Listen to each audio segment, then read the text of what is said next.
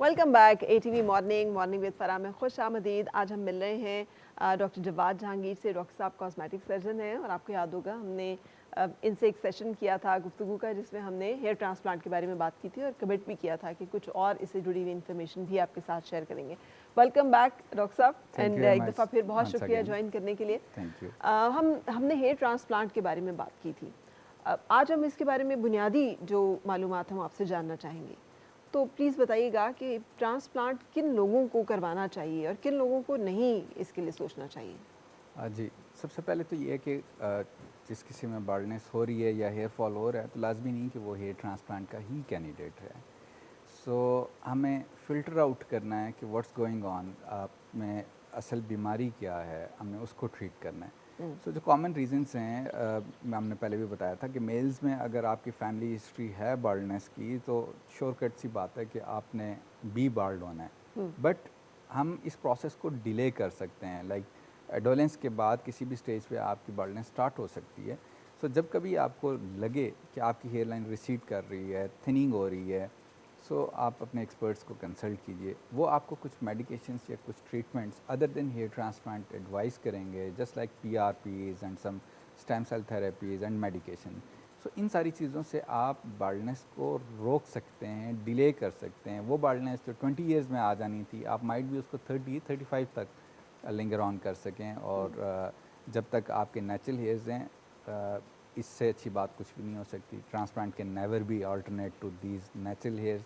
सो हमने इनको पहले बचाना है। ठीक है। सिमिलरली अगर आपको कोई और डिजीज़ है जिसकी वजह से कोई पैचेस डेवलप हो रहे हैं, मोस्ट प्रॉब्ली इम्यून डेफिशिएंसी की वजह से, या और कोई डर्मेटोलॉजिकल डिसऑर्डर्स चल रहे हैं आपको, तो हमें देखना है, हमने उनके टेस्ट करने हैं, हमने उनकी बायोप्सीज करनी है और अकॉर्डिंगली हमने उसको ट्रीट करना है। सो मैसेज यही है कि सबसे पहले अपने एक्सपर्ट को कंसल्ट कीजिए, रादर देन कि जो ऑनलाइन अवेलेबल एडवर्टाइजमेंट्स चल रही हैं आप उनके शिकार हों और अपनी सेल्फ मेडिकेशंस कर रहे हों। अच्छा, अब ये स्लो प्रोसेस है, यानी पहले आप समझते हैं लोकल अप्लाई करने वाली जो भी कोई स्प्रेज हैं या मेडिसिन्स हैं या खाने वाली कुछ मेडिसिन्स हैं, जैसे कहते हैं बायोटिन लें, तो ये तमाम चीज़ें भी काम करती हैं, कारगर होती हैं या नहीं? देखिए, जो कॉमन रीज़न है जैसे एंड्रोजेनेटिक एलोपेशिया है, तो उसमें वी नो कि जो मेल्स में डीएचटी हार्मोन है उसकी वजह से बाल गिर रहे हैं। सो सबसे पहले तो हमें डीएचटी ब्लॉकर चाहिए जो इस प्रोसेस को रोक सके, that is in the form of tablet and finasteride. जी। सो जो टॉपिकल चीज़ें हैं वो सबसे कम इफ़ेक्टिव होती हैं। जो टैबलेट्स मेडिसिन खाने वाली हैं उनकी जी। इफ़ेक्टिवनेस थोड़ी सी ज़्यादा होती है। इसी तरह अगर हम बात करें, एक स्टेप और ऊपर चले जाएं, किसी भी मेडिसिन की जो इंट्रावीनस इंजेक्शंस की फॉर्म में दिए जाते हैं उनकी एफिकेसी और ज़्यादा होती है। जी। सो लाजमी नहीं कि हम अपने सारे टारगेट्स जो हैं वो टॉपिकल मेडिसिन से या स्प्रेस से अचीव कर लें। हमें जो है ओरल मेडिकेशन की तरफ भी जाना पड़ेगा और दोनों चीज़ों को साथ साथ लेके चलना पड़ेगा। और बिल्कुल। यस, इसके साथ साथ हमें माइट भी इंजेक्टेबल फॉर्म में कुछ प्रोसीजर्स भी करने पड़े। राइट। सो आजकल के दौर में कह रहे हैं कि स्टेम सेल्स जो है कोई बहुत बड़ी रेवोल्यूशन है। कितना इफेक्टिव हो रिप्लेसमेंट हो सकता है ये ट्रांसप्लांट का? देखें, अभी स्टेम सेल्स पे काम चल रहा है और we are not at a stage कि जहाँ पे हमें कंफर्म स्टेम सेल ट्रीटमेंट मिल चुका हो कि बस ये चीज़ हम इंजेक्ट कर देंगे और वहाँ पे बाल ग्रो कर देंगे। अभी तक स्टेम सेल्स वो अवेलेबल हैं एक्सोसोम्स की फॉर्म में और अदर फॉर्म्स में, जो एग्जिस्टिंग हेयर्स को ही हेल्दी कर रहे हैं। अगर वहाँ पे कोई रूट है तो उस बेशक वीक फेज़ में वो उसको ग्रो कर सकते हैं। But yes, at some stage हमारे बॉडी के सेल्स लेके उनको ग्रो करके हेयर्स में कन्वर्ट कर लिया जाएगा। It would be same like कि जो बाकी हमारे ऑर्गन्स हैं उन पे भी काम चल रहा है कि किडनी ट्रांसप्लांट ना करना पड़े, आपके सेल्स लेके वहाँ से कुछ रीजनरेट कराया जाए उन स्टेम सेल्स को और किडनी बन जाए। लिवर के सेल्स, लिवर ट्रांसप्लांट ना करना पड़े और हम ग्रो करा लें। सो फर्स्ट स्टेज मेरे मुताबिक वो होगी जब इन ऑर्गन्स में हमें सक्सेस मिल जाएगी। हेयर्स सेकेंडरी इंपॉर्टेंस के आते हैं, they are just for cosmetic reason. फिर साइंटिस्ट और उन सारे लोगों का फोकस इस तरफ होगा, but that is futuristic situation. अभी तक तो हम हेयर ट्रांसप्लांट के ही डिपेंडेंट हैं। अच्छा डॉक्टर साहब, क्या कोई हेयर ट्रांसप्लांट फेलियर टाइप की चीज़ भी होती है? The people who get the hair transplant done, लेकिन उनको उसके रिजल्ट्स नहीं आते? ट्रांसप्लांट एक तो रूटीन डे केयर प्रोसीजर में कंसिडर किया जाता है और इसका सक्सेस रेट बहुत अच्छा है, हम्म, ठीक है। But very very rare conditions ऐसी हैं हम्म, जिसमें आपकी बॉडी उनको एक्सेप्ट ना करे और आप किसी इम्यून डिसऑर्डर का शिकार हो जाएं और उसमें ये सारे के सारे बाल रिजेक्ट हो जाएं। हम्म, लेकिन नॉर्मली अगर आप किसी अच्छे क्लिनिक और डॉक्टर से ये सर्जरी करवा रहे हैं तो रिजल्ट्स अमूमन 80 to 85% होते हैं। लाइक अगर हमने 100 हेयर्स इम्प्लांट किए हैं तो उसमें से 80 to 85 अच्छे क्लिनिक्स और डॉक्टर्स के ग्रो कर ही जाते हैं, इससे ज़्यादा भी हो सकते हैं। हाँ, अगर आपका क्लिनिक या डॉक्टर ठीक नहीं है कि जब उन्होंने ये प्रोसेस किया और उन्होंने हेयर फॉलिकल्स को प्रॉपर तरीके से स्टोर करना था और टाइमली उनको दोबारा इम्प्लांट कर देना था, वो प्रोसेस ही उन्होंने ठीक से नहीं किया और ग्राफ्ट सर्वाइवल उस वक्त क्वेश्चनेबल हो गया, तो ऑब्वियसली इन दैट केसेस आपके ग्रो नहीं करेंगे। मैंने अपने करियर में ऐसा कोई केस नहीं देखा। कम या ज़्यादा रिजल्ट्स हो सकते हैं बट ज़ीरो रिजल्ट्स मैंने अपने करियर में अभी नहीं देखा। क्या एक्सपेक्टेशंस होनी चाहिए जब आप हेयर ट्रांसप्लांट के लिए जा रही हैं, तो क्या सोच के जाना दिस चाहिए? इज़ वेरी इंपॉर्टेंट क्वेश्चन और मेरा फेवरेट क्वेश्चन भी होता है पेशेंट से भी। रियलिस्टिक एक्सपेक्टेशंस होनी चाहिए। मैं हमेशा अपने पेशेंट्स को समझाता हूँ कि व्हाट इज़ पॉसिबल कि हम हेयर ट्रांसप्लांट से क्या हासिल कर सकते हैं, ठीक है। हम उनको ये समझाते हैं कि स्पेशली मैं उनको बताता हूँ कि यू आर नॉट, अगर आप 40s में हैं और अपना हेयर ट्रांसप्लांट करा रहे हैं तो you are not going to become like your teenagers, आप दोबारा वैसे नहीं होने वाले। बाज़ न्यूमेरिकली अगर आप बात करें तो might be at the age of 40 उसकी बाल्डनेस में उसने 60,000 और 70,000 हेयर्स लूज़ कर चुके हों और हम एक ट्रांसप्लांट पर मैक्सिमम 3500 to 4000 ग्राफ्ट्स लगा रहे होते हैं। सो ये एक वाइड डिफरेंस है, ह्यूज डिफरेंस है। तो एक्सपेक्ट क्या करना चाहिए, मैं उनको समझाता हूँ कि आपको एक्सपेक्ट ये करना चाहिए कि इतनी रीज़नेबल डेंसिटी आपकी होगी कि आपने कॉमिंग और हेयर स्टाइलिंग की हुई है तो you are not looking bald to others, ठीक है। बाकी ऐसा नहीं हो सकता कि आप टीनेजर्स की तरह हो जाएं या आप उस तरह हो जाएं कि किसी ने आर्टिफिशियल हेयर यूनिट यूज़ किया हुआ है, हेयर पीस यूज़ किया है और वो डेंसिटी आप हेयर ट्रांसप्लांट से एक्सपेक्ट करें। These are the false expectation. So हमें पेशेंट्स को एक्चुअली उनकी एक्सपेक्टेशंस बिल्ड करनी होती हैं, रियलिस्टिकली उनको वो पिक्चर दिखानी होती है कि यू विल स्टैंड हेयर। ठीक है।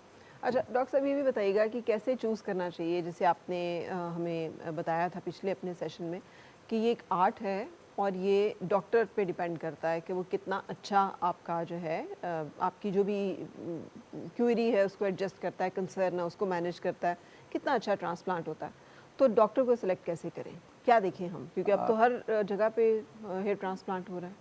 देखें, आई थिंक कि ये प्रोसेस अब this is pretty easy because of the Google about, if you are going through the reviews आपको ऑनलाइन सारी पिक्चर वाज़े हो चुकी है। तो सबसे पहले आप मेक श्योर करें कि द पर्सन इज़ क्वालिफाइड, उसकी हेयर रेस्टोरेशन में कोई स्पेसिफिक एजुकेशन है, कोई उसकी उसमें डिग्री है, either he is a plastic surgeon, dermatologist, उसने अमेरिकन बोर्ड किया हुआ है, is a member of international society of hair restoration. इस तरह की चीज़ें अगर डिग्रीज़ उसने की हैं तो दैट मीन्स कि he is qualified in hair. फिर आप उसके बारे में पेशेंट के रिव्यूज़ पढ़ें कि what the previous patients are saying about him, ठीक है, उसके पास्ट रिजल्ट्स देखें। इन सारी चीज़ों को मद्देनज़र रखते हुए आप अपना क्लिनिक और डॉक्टर हमेशा डिसाइड कीजिए। बिल्कुल सही। अच्छा डॉक्टर साहब, डोनर एरिया वीक होना, ये कैसे क्या इशू होता है और इसको कैसे फिर आप एडजस्ट करते हैं कि बहुत सारे दफ़ा ये भी डिस्कस होता है कि ग्राफ्ट्स जो हैं अब आप चेस्ट के बालों से भी ले लेते हैं, अगर कहीं हेयर ग्रोथ अच्छी है बॉडी के और पार्ट से वहाँ से भी ले लेते हैं। ये क्या ये सही है कि अगर इतने बाल नहीं है सर के ऊपर मौजूद कि वहाँ से ग्राफ्ट्स लिए जा सकें? बेसिकली बाल्डनेस को हम डिफरेंट ग्रेड्स में डिवाइड करते हैं, grade 1 to grade 7। 7 is the maximum stage जिसमें टॉप खाली हो जाता है और साइड्स और बैक बच जाती हैं। तो बढ़ते ग्रेड के साथ यूजुअली डोनर एरिया भी आपका वीक हो जाता है और एट सम स्टेज इतना वीक होता है कि रिक्वायर्ड नंबर ऑफ ग्राफ्ट्स हमारे लिए जस्ट स्कैल्प से लेना मुमकिन नहीं होते। तो देन हम जो बॉडी हेयर्स हैं, बॉडी हेयर ट्रांसप्लांटेशन उसको कहते हैं, उसकी तरफ शिफ्ट करते हैं। मेल्स में यूजुअली हमारे पास बीएड की चॉइस होती है कि बिलो चिन, जॉ लाइन, यहाँ से हमने कुछ ग्राफ्ट्स ले लिए, एंड थर्ड चॉइस हमारी चेस्ट के या बाकी बॉडी हेयर्स की होती है।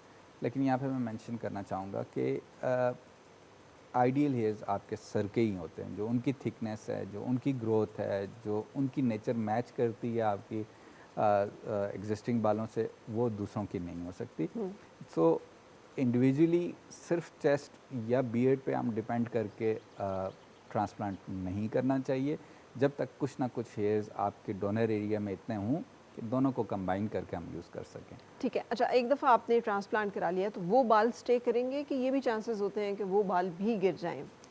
ट्रांसप्लांटेड हेयर्स स्पेसिफिकली जब आपने प्रॉपर जो परमानेंट डोनर एरिया है, जो बैक ऑफ द हेड है, इसका जो मिडल पार्ट है, जहाँ से यूजुअली हमारा एक प्रोसीजर है जिसको एफयूटी कहते हैं, मिड से हम एक स्किन की स्ट्रिप निकाल लेते हैं, वो हेयर्स परमानेंट कंसिडर करते हैं। आई एम श्योर कि आपने जितना भी बाल्ड शख्स देखा हो, मेल ओल्ड एज में भी सारे बाल गिर गए होंगे, लेकिन आपने देखा होगा कि बैक पे और साइड्स पे मौजूद रहते हैं। सो अगर बाल वहाँ से आपके डॉक्टर ने प्रॉपरली लिए हैं और वो इम्प्लांट किए हैं और आप सेफ डोनर एरिया से ही आपने ग्राफ्ट्स लिए हैं, तो दे स्टे फॉर लॉन्ग, वो लाइफ लॉन्ग रहते हैं। फेजेस ज़रूर आएंगी, वीक होंगे, पतले हो जाएंगे, but they will stay there. अच्छा, as cosmetic surgeon and hair transplant surgeon क्या गाइड करेंगे आपके how to take care of your hair, और क्या आप रेकमेंड करेंगे? हाँ, देखिए सबसे पहले जैसे बाकी फील्ड्स में बाकी डॉक्टर्स बात करते हैं कि हमारा हेल्दी लाइफस्टाइल होना चाहिए, ठीक है। स्ट्रेस, डाइट, इन सारी चीज़ों को हमें बैलेंस करना है, ये डायरेक्टली इफ़ेक्ट करते हैं आपके बालों पे। सो जितना आप अपने चेहरे का ख्याल रखते हैं, उसी तरह आपको अपने बालों का भी रखना है। They are part of your face, ये आपका फ्रेम है।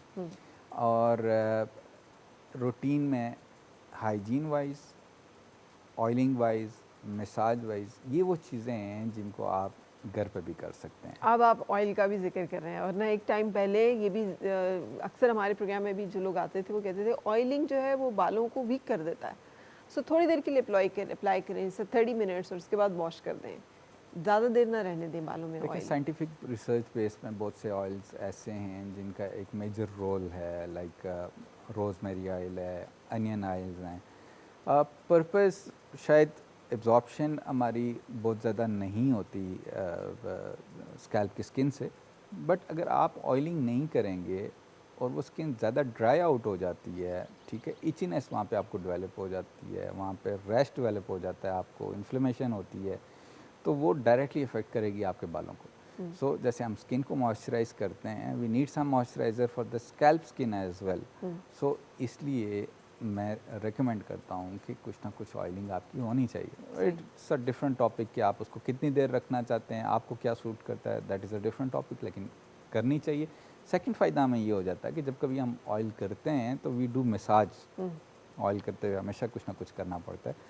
सो उससे क्या इफ़ेक्ट होता है, उससे आपकी स्कैल्प की तरफ ब्लड फ्लो इंक्रीज़ करता है, जहाँ जिस भी एरिया का हम मसाज करते हैं तो वहाँ पे ब्लड फ्लो इंक्रीज़ करता है। सो वो भी हमारे बालों को डायरेक्टली बेनिफिट उसका भी होता है। डॉक्टर साहब, कोई और ऐसी इन्फॉर्मेशन जो कि आप देखने वालों के साथ शेयर करना चाहें? मैं ये कहना चाहूँगा कि देखें, हेयर ट्रांसप्लांट में आप हमेशा जब भी सिलेक्ट करें तो क्वैक्स का शिकार मत हों। इट्स जैसे हमने डिस्कस किया कि लोग टर्की जाते हैं, इवन टर्की में भी लोग जाके क्वैक्स से अपने हेयर ट्रांसप्लांट करवा के आ जाते हैं। और इंटरनेशनली जब हम कॉन्फ्रेंसेस में जाते हैं तो हमारी ओपन डिस्कशन टर्की वालों से होती है कि you are the largest black market for hair transplant. तो जितना वो पॉपुलर है उतनी ही वहाँ पे ब्लैक मार्केट है। सिमिलरली पाकिस्तान में भी there are lot of non doctors, quacks technician, जिन्होंने किसी हेयर ट्रांसप्लांट से सीखा है और वो डॉक्टर बन के लोगों को धोखा दे रहे हैं। सो काइंडली अपना होमवर्क करके हमेशा जाइए और मेक श्योर कीजिए कि आप किसी एक्सपर्ट के पास जा रहे हैं जो कि क्वालिफाइड है, डॉक्टर है, सर्जन है और उसकी कोई हेयर ट्रांसप्लांट में स्पेसिफिक डिग्री है। बहुत बहुत शुक्रिया doctor Jawad Jahangir for joining us today and for sharing all this information. Thank you. So जनाब, ब्रेक के लिए रुकने का वक्त, और उसके बाद फिर मिलते हैं। और मिलके गुनगुनाए हैं गुमशुदा जो खुशियाँ।